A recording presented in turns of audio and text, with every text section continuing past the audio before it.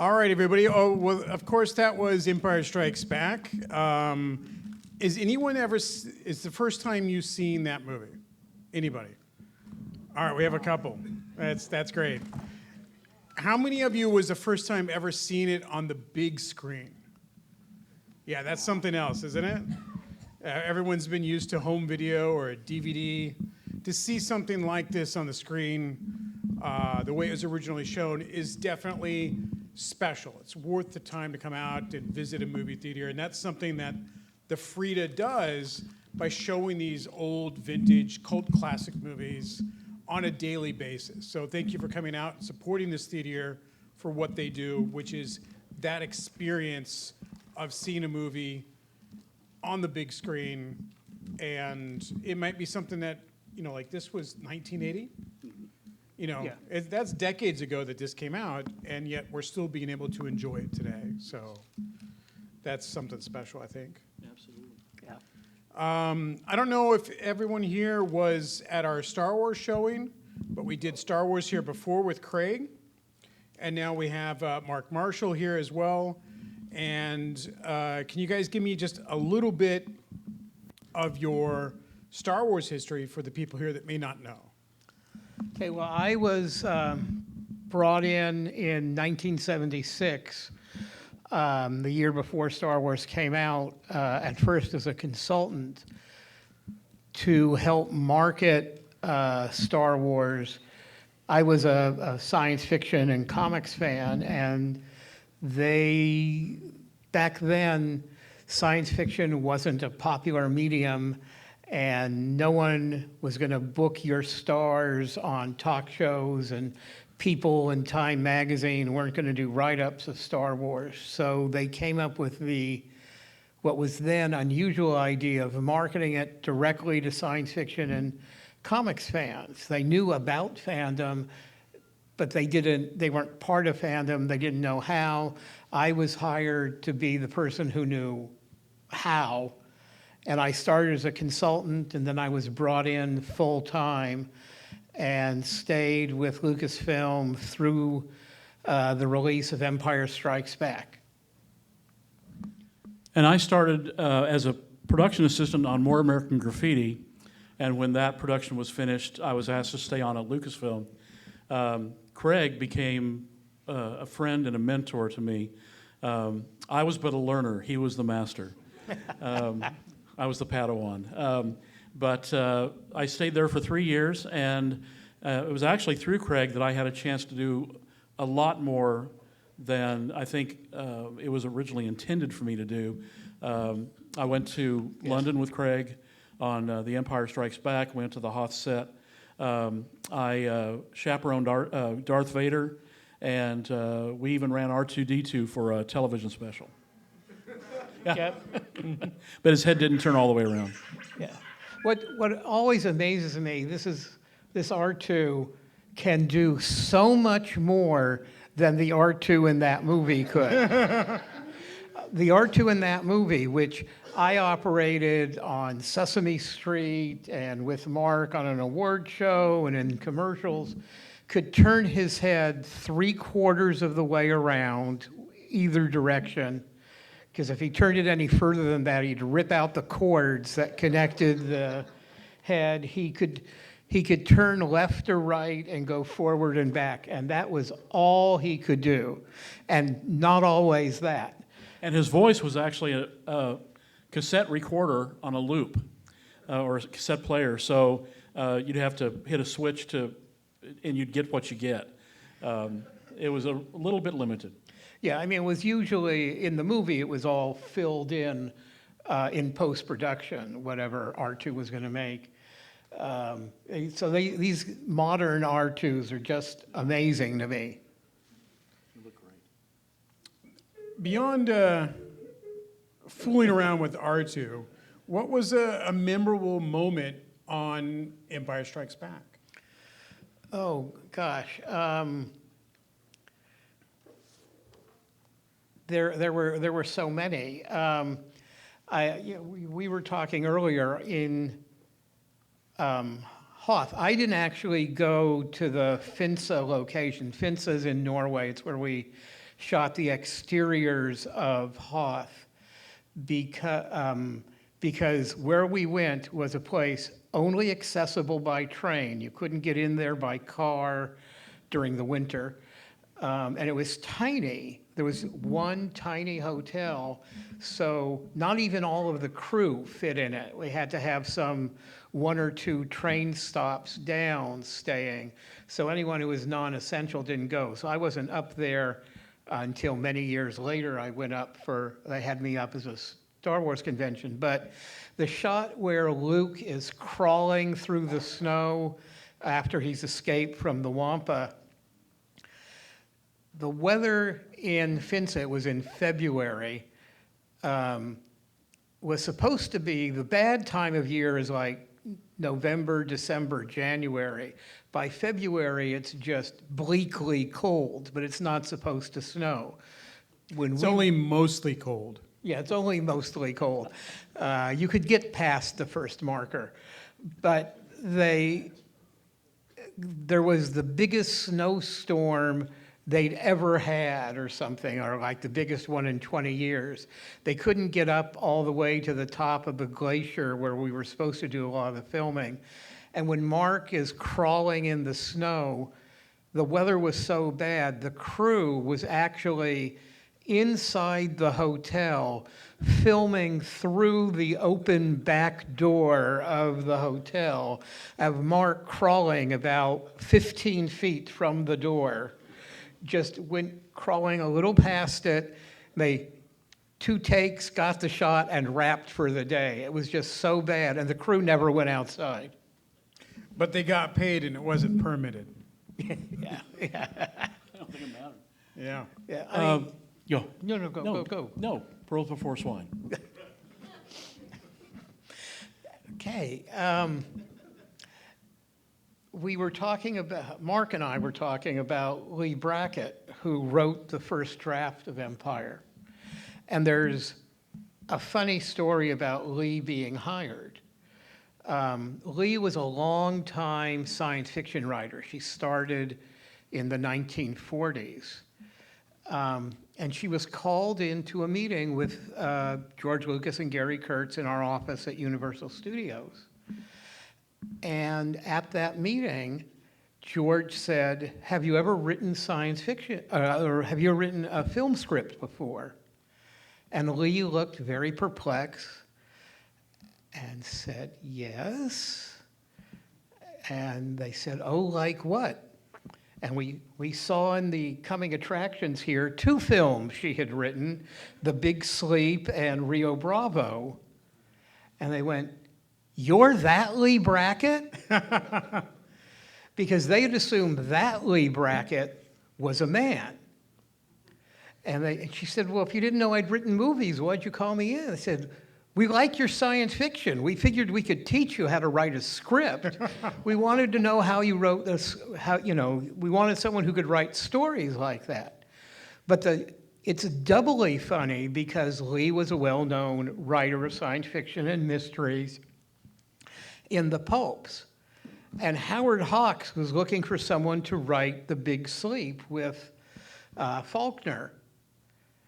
And there had just been a very popular mystery out by Lee Brackett.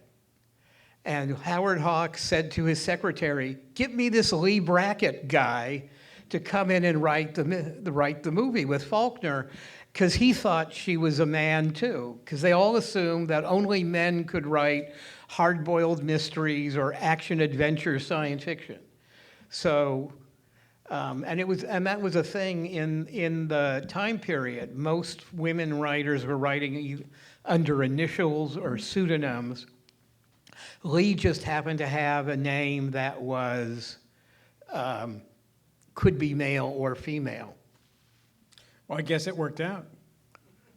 She did pretty good. Unfortunately, Lee, who was tremendously excited, I knew Lee not well, but I knew her through the science fiction world. Lee turned in her first draft and about a week later went into the hospital and about 2 weeks later passed away. So she was not able to continue writing. But the basis of what she did became Empire Strikes Back. Yeah, yeah, absolutely. That's something I had no idea. That's great. In fact, Craig has Leigh Brackett's outline. It was a long piece of paper where she divided into 3 columns for Luke, Han and Leia, and Vader, or the Empire. And she wrote it in longhand, the entire plot and how to cut between them. Yeah. Wow, that's pretty neat. Excuse me, sir, we're doing something here. He always needs to be the center of attention. Yes. Mark, why don't you tell me a little bit about your time on Empire? Well, man, I'll tell you. First of all, it was my first time across the ocean. I mean, I'd never been overseas before, so that was kind of overwhelming already. Craig and I ended up taking a cheap airline called Freddie Laker Airways, and I think it was less than $100. I don't remember. Yeah, it was really cheap. Was there a reason for that? It was just he was trying to. He was doing New York to London flights for really cheap, and just opened up an LA route before we went. And and my seat back broke about a half hour into the flight. So first of all, So I there had was to a reason why it was only $100. Yeah, and it was a sold-out flight. So, and I got used to jet lag. But anyway, my most impressionable moment was when we arrived at Elstree. We were taken over to the silent stage, the Star Wars stage, that was built just for Empire. And there was no light. You know, they weren't shooting with sound, so there was no way to know whether they were shooting or not. And we walked in, and the first thing I heard was Harrison Ford yelling, "No, stop, turn it off, turn it off." And I thought, he's been hurt. He was pulled into something or whatever. And I got this pit in my stomach, and Craig didn't seem alarmed at all. And then I heard cut and realized they were shooting a scene. And it's the one where the Torture. where the Millennium Falcon Yeah, blows this up was a in little bit. the ice cave. Oh, okay. Yeah, and they're trying to fix it, and Chewie does something. And so that was my introduction. And it was amazing. I mean, we were treated like honored guests. I think it was George Whittier took photos of Craig and I in front of the Falcon. And in fact, the front of my book is a shot of me looking through an Aeroflex camera, which was the shot of R2 and 3PO's appearance when they're coming out of the corridor, and 3PO says, "Oh, switch off." So it was just we have such memories because we have visual memories of that. I mean, we have photos. Yeah, the cover of my book is the one That's right. George Whittier took of me in front of the Millennium Falcon. Yeah, That's available in the lobby. shameless plug. I mean, that's certainly Star Wars was a gamble, and then Empire wasn't really considered a gamble. No. It was like this is going to be a huge hit, just based on the popularity of Star Wars. It was certainly a lot easier to market Empire and get theaters to book Empire than it was Star Wars. Did you have to sell it as Star Wars 2 so people would understand it at times? No, in fact, George insisted we not call it Star Wars 2. That was a big rule at the company. He didn't want that name, and there was a big problem because we didn't have a name for a long time. And in fact, the way the movie ended up with a title is Gary Kurtz, who produced the first 2 movies, was in Japan on a publicity junket, and he was constantly being approached by press and having his photo taken and stuff. And one of the constant questions was, what is the title for the sequel? And finally, he just said, "The Empire Strikes Back," making up a title so people would stop asking. And it got picked up by the Japanese press, and from the Japanese press it spread literally all over the world. It was never intended to be the title, but no one ever came up with a better one, so they used it. I had no idea. That blows me away on that one. That's like a little bit of trivia you don't realize, and suddenly you're like, whoa. So you I'm just gonna make up a title now. It's called this. When Harry Met Sally, and done, and they made the movie. Yeah. Wow, that's incredible. One thing I noticed about watching it on the big screen is, especially when they're doing the interior Bespin shots, how much of a dynamic lighting and contrast those shots are. With Vader just sitting up there waiting for Luke to come in. How long was he sitting up there? Like an hour, 2 hours? He's like, I'm half robot. I can stand here all day. And just waiting for him to show up so he can be impressive at that one moment. But the light and shadow and everything was so dynamic to make those shots. And they were in such contrast from the earlier parts of the movie that were much brighter on Hoth. You had lots of whites and blues. And then as you get into Bespin, it's still very bright white. And then your interior Bespin, now you're black, you're red, and you're blue as a contrast to all the red. I thought that was one of the things that still hits me as someone that watches a lot of movies, is that color design was so dramatic, and it really impressed upon you the moments of conflict. Yeah, a lot of that was Norman Reynolds' production design for the film, coming up with different color concepts for each location. It definitely still has a punch, especially to see it on the big screen. Yeah, we forget today how different it is. We see so many movies just at home. No, even if you've got a 75-inch screen, it's still nothing compared to, and this is kind of a moderately sized screen here. It's fun-sized. Yeah, I mean, it's a good sized screen. It's certainly a lot bigger than anything in any of our living rooms. But we forget, because I just have a 55-inch screen, which is 3 times as big as the TV I grew up watching or something.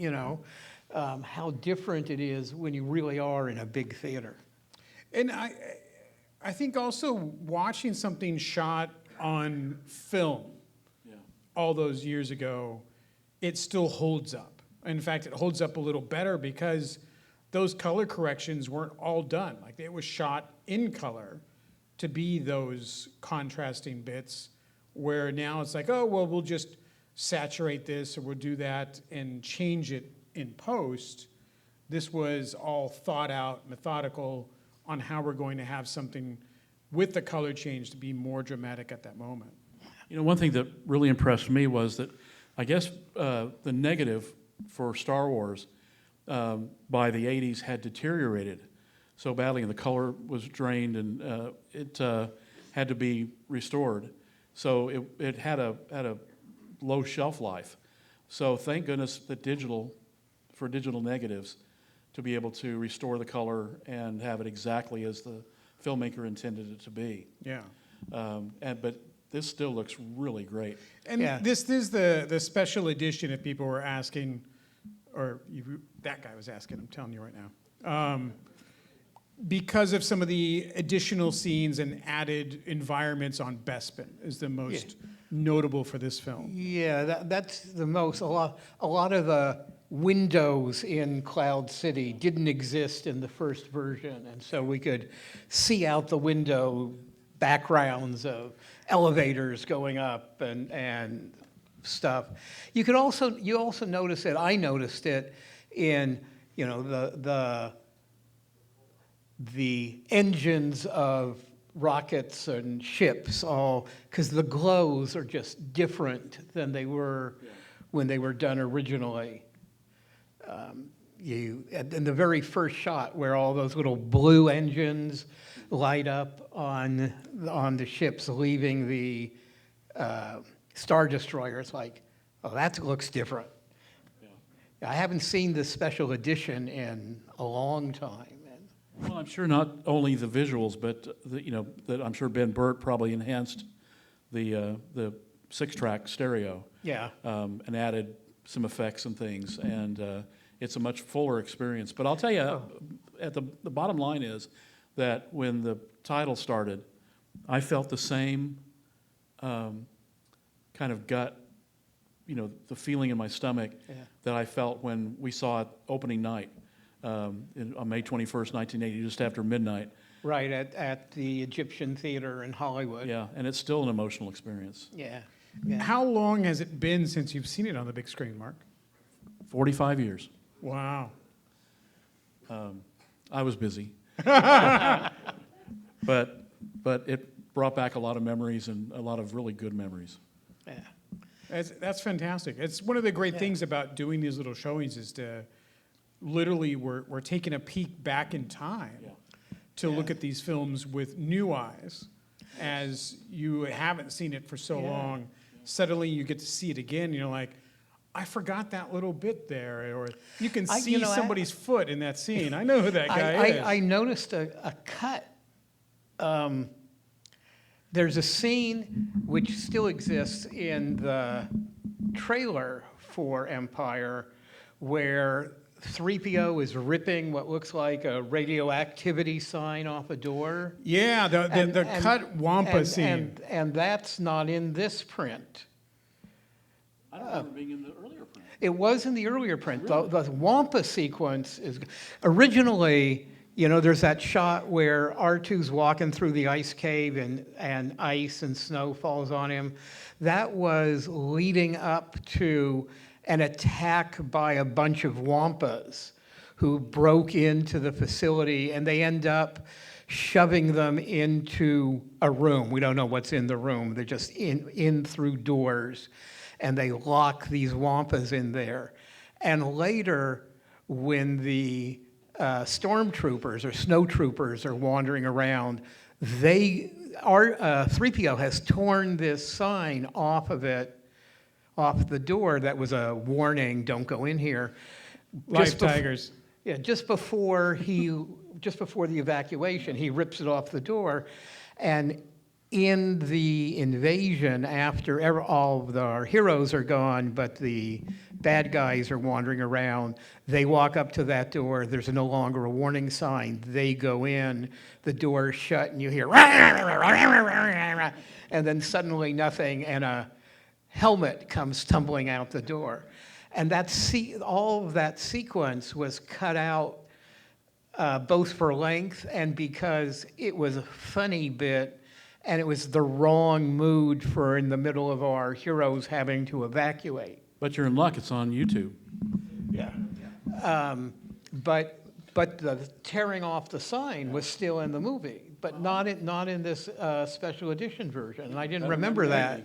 I have to bust out my Laserdisc now and go check my old version of it, just to check. We'll put that little clip on our social media channels. I'll find it on YouTube and rip it up for you guys.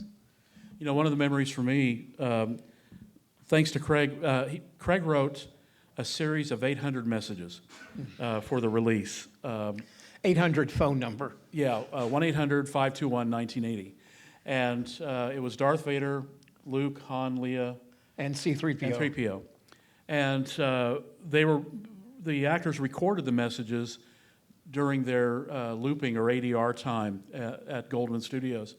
And that was, getting to go and visit there began my love of post-production. But watching some of this and remembering the ADR sessions, it makes me laugh because there's a scene, on Dagobah where Mark takes a bite of something and he says, "Still, there's something familiar about this place." Well, I watched Mark record the line, and he stuck his finger in his mouth. "Still, there's something familiar about this place." Yeah. And I thought, that's genius. I didn't think you could do that. And so that was the beginning of my education, and I eventually became a post supervisor. Wow. Did anybody ever call that 800 number back in the day? That's also on YouTube. You're all kids. Yeah, we 800 numbers were a relatively new thing, and answering machines were a relatively new thing. This was 1979, and I said, but if you wanted to know what was playing when at your local theater, you called up the theater's phone number, and there'd be a recording that said, today in theater number 1, we're showing this at 3, 5, 7, whatever. And I thought, let's do a thing with messages. And so I wrote the messages. The actors all recorded them. Harrison had already done his looping, so I took a sound guy up to Harrison's house, and we recorded him there doing it. But starting at the end of January, beginning of February of 1980, the 5 months before the movie came out, if you called 800-521-1980, you got a message from Luke or Han or whomever telling you something about the movie. It wouldn't make sense listening to it then. It wouldn't really tell, C-3PO says something about, we went to the ice planet and I thought I'd never be warm again. And then I went all to pieces, and stuff that once you see the movie, you go, oh, I know what he was talking about. But beforehand, it was just to get you interested. And so we did these messages. And within the first 2 days, they went live. So many people called the number, it shut down the 800 system for the state of Illinois. Back then, switching was all mechanical. And 800-521, you had to have the phone room in Illinois to match the switching equipment. And it just so completely overwhelmed the switching equipment that they couldn't even give out busy signals or busy circuits or anything else, completely shut it down for the entire state. And then they said, well, we want you to stop it. And I said, no, we've got a contract. We don't want to stop it. And they said, well, you got to do 3 things. You've got to get more phone lines, more, lines to handle the volume. We go, great, no problem. You need to cease all advertising. Easy for me to agree to because we had done no advertising. All we had done, there was an article in Starlog magazine, and we'd been announcing it at science fiction and comic book conventions. And they said, and you have to publicly apologize, because they wanted us to take the heat from their customers for not being able to provide service for a couple of days. And I was like, okay, we'll apologize. And I wrote a press release that said, we're so sorry that there are so many people who want to know what's in Empire Strikes Back 5 months before the movie comes out that AT&T couldn't handle the call volume. We apologize, but don't worry, it's fixed. And now you can call 800-521-1980. And anyway, those calls, those messages are all on YouTube now. Because Mark and I both I found my master tape a few years ago, had them digitized, put them on my Facebook page, and they went viral to the point of Entertainment Weekly doing an article about it. And Mark found the outtake reels, and I had them digitized and put them up. And now someone, I don't know who, we didn't do it, put them on YouTube. So if you want to hear them, go to YouTube and look for Empire Strikes Back 800 messages, and you can hear them all. I really want to dig through you guys' closets. Like, if you got that stuff just lying around, who knows what else is in there. Oh, his more than mine, certainly. So on those messages with Mark, he didn't tell everybody oh, by the way, Vader's my dad. That that was kept a secret, right? That was kept a secret. That was a lot of controversy at the time because people were seeing the movie early and spoiling it for other people. So did you do anything to try to keep that quiet? Or you just, once the movie came out, you're like, well, it's... Once the movie's out, the movie's out. You can't really stop people. We tried beating them up, but that didn't seem to work. No, I mean, once the movie's out, you can't stop. It's like the internet today and people posting spoilers. But I mean, movies are spoiled now before they even get out. People are already telling you the secrets. Yeah. With Empire, except for a few of us, all the copies of the script didn't have that page in it where Vader says, "I'm your father." That page was missing. A few of us needed to know, and so our copies of the script had it, but we kept it a big secret. Dave Prowse didn't know on the set. Talking to him over the years, he was very upset about this. Yeah. He was very, very mad, probably to the day he died, that George wouldn't let him know that secret. And he felt it was a betrayal of his trust to play that character and not know that important piece. And for the final scenes in Return of the Jedi, to not be the face behind the mask. Prowse was very bitter about that. Yeah, and I think it's unfortunate. George and Dave had something of a falling out. And I don't know all the details. I don't know if you heard any more details, but they did. And but Dave was a good guy. I spent some time with him. He came to LA and we spent some time together, and he was great with fans at conventions and other appearances. But yeah, Dave wasn't the only one on the set who didn't know. Most of it was basically Mark and Irv Kirchner and Gary Kurtz knew, and most of the crew did not know, and the other actors. You need to read your own book because one way you combated that was Craig came up with a list of false storylines and published those. I mean, send it out to No, we did magazines. Starlog had been working with us on Star Wars and run a lot of great articles and stuff. And towards the end of 1979, I wanted to do something for them. We couldn't really release anything because everything was still a big secret. George was super paranoid about anything getting out. And so I did an article with Starlog that in the magazine has the byline of one of the editors of the magazine, but actually I wrote the article and provided it to them. And it's a list of all the rumors about what's going to be in The Empire Strikes Back. And it's like a 3-page article. And Starlog agreed to run it because it gave them a great story. And then we did give them some photos that had not been released anywhere else at that time that they ran with it. And I showed George the text of the article, and he said, "This is great. You should add more rumors to it." I said, "I already wrote all of the rumors." And he said, "Add more." So now the article as it appears has a sidebar at the end of it saying, as if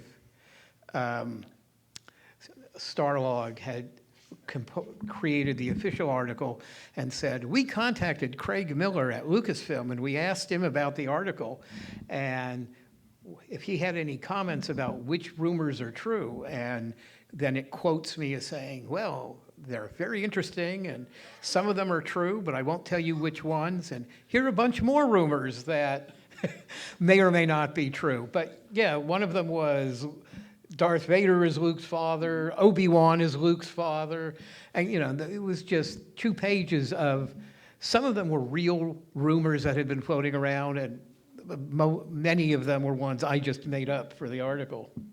That was brilliant. Because we wanted people talking about Empire, but George didn't want to release anything that early. That's so interesting comparatively to how movies are marketed today, and often about everything you need before the movie comes out. You know everything about the movie, and here's back when everything was very kept under lock and key, or lock and Miller, however it may be, to keep those things secret and kept. One of the other big things about Empire Strikes Back was the anti-hero Boba Fett, that this was his big appearance. He did make an appearance in a street carnival parade. Oh, yeah. Pre-Empire Strikes Back.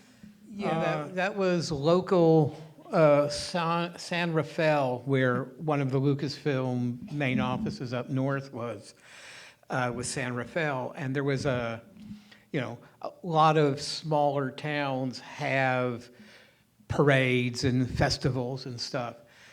And they ask the local businesses to participate. And so Lucasfilm is there, and they agree to participate. And they had someone in a Darth Vader suit, and I think Joe Johnston was one of the designers for Star Wars and Empire, wore the preliminary Boba Fett suit marching in the parade. No one knew who he was. He was just But that another was a Star secret Wars. that was just out in plain view. Yeah. It's not even a rumor. Who's that other guy? Oh, don't worry, you'll see him in 2 years. And he was on a photo of them, along with a lot of other people, was on I think the front page of the local San Rafael newspaper in the coverage of the parade. Well, and also, I remember chaperoning Vader and Boba Fett at a Special Olympics event in Santa Monica, and I believe that was May of '79. So it was, it was. That's not how you guys keep a secret.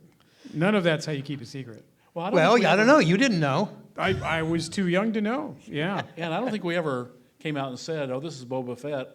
I mean, he was just there. That's so crazy. That was another rumor. How can everybody here find you guys on social media? Well, the easiest way to find me, because I am old, is I'm on Facebook. I'm also on X and Blue Sky under Craig Miller. Though social media, that's the best way. And I'm at a lot of conventions, WonderCon and San Diego Comic-Con and places like that. I'm on programming and often have a table. And Facebook for your book. Yes. I'm sorry? Facebook for your book. Yeah, too. well, Facebook, I have my personal page, and I have a page under Star Wars Memories, the title of my first book. And I'm on Facebook as well, because I'm old too. I mean, we were there for the original screening, so I guess that makes us old. But Icons. Icons. It makes you guys icons. Oh, I like that. Yeah. So under Mark Marshall, and then also my book has a Facebook page, Goonies, Droids, and Killer Whales. And I'm on Instagram as well. That's about as far as I've gotten. I'm Scott Zillner on most of those forms of social media, as well as Movie Busters. We have moviebusters.events and a Facebook and Instagram for that. We'll let you know about all of our upcoming film events, which is also later today with Goonies and Mark Marshall and Sandy out there to talk about Goonies after that movie, and that's coming up in about half an hour. Wow. So we want to thank everybody for coming out today. Thank you so much for seeing this film on the big screen and talking with these legends of Star Wars here, Craig and Mark. We're not legends, icons maybe, but... I was going to use icons again, but I thought I just said it. I got to come up with another word. If you were interested in their books, they still have a couple of them in the lobby. Go out there and talk to them. Yep. Happy to talk to you, answer questions, and if you want to buy a book, sell you a book. There you go. Get a picture with R2. And thank you, our special unnamed guest, R2-D2. And thank you guys very much for coming out today. We really appreciate it. And remember, the Frida has great events like this every week, so come out and see them.